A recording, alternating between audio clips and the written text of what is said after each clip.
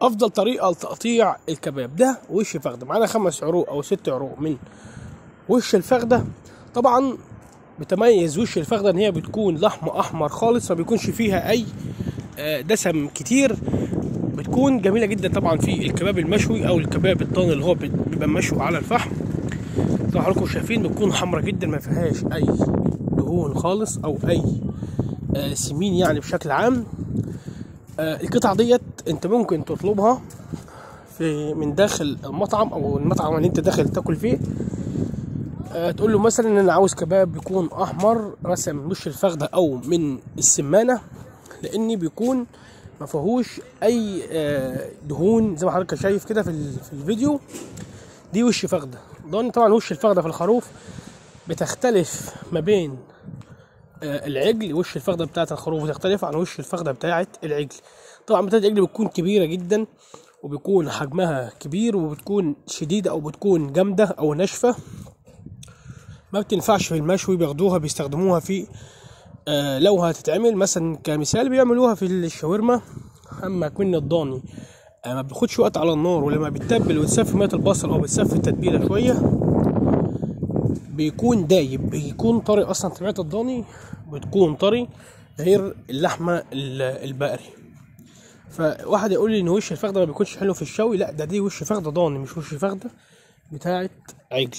دي وش فخده بتاعت خروف بتكون جميله طبعا في المشوي. لما بتكون داخل تاكل في المطعم، لو عاوز ان انت تاكل قطعه لحمه جميله، قطعه لحمه تكون حلوه ما يكونش فيها سمين، لان طبعا بيكون الكباب بيكون مشكل.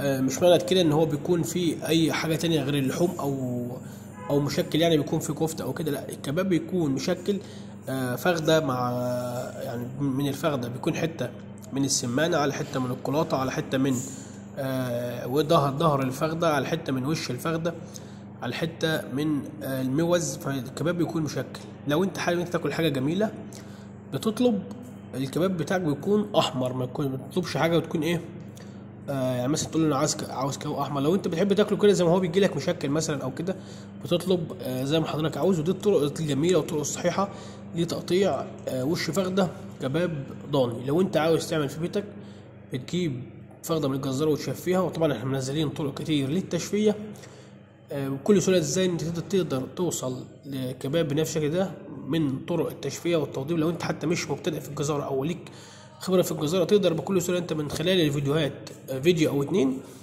تقدر من خلالهم ان انت تقدر تتعلم التشفيه وتقدر توصل للحاجه ديت من خلال الفيديوهات اللي احنا بننزلها على اليوتيوب.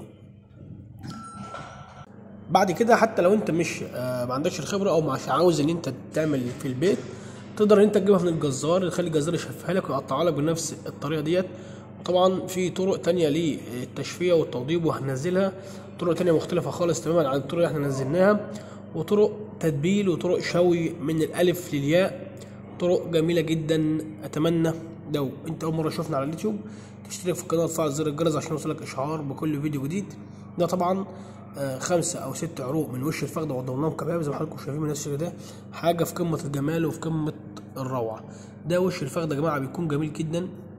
بالنسبه للضاني بيكون طري، ما بياخدش وقت على السوا من 12 دقيقه لحد 16 دقيقه كحد اقصى، يعني ما بياخدش وقت بالنسبه للضاني.